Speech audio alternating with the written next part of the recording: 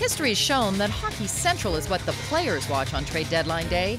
Me and Parento had the Canadian feed on satellite, so we had Sportsnet. So all the guys came over to our house on trade deadline day to kind of see what's up and get the scoop. Came across the ticker on Sportsnet. That's how I found out. I got home, I saw that I'd been traded on TV.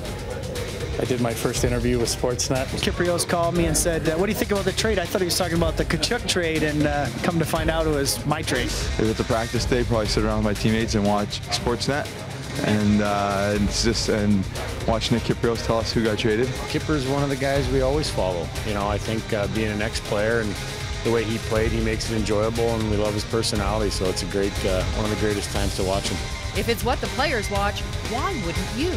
Hockey Central Deadline 2014, presented by Molson Canadian, March 5th, all day long on Sportsnet.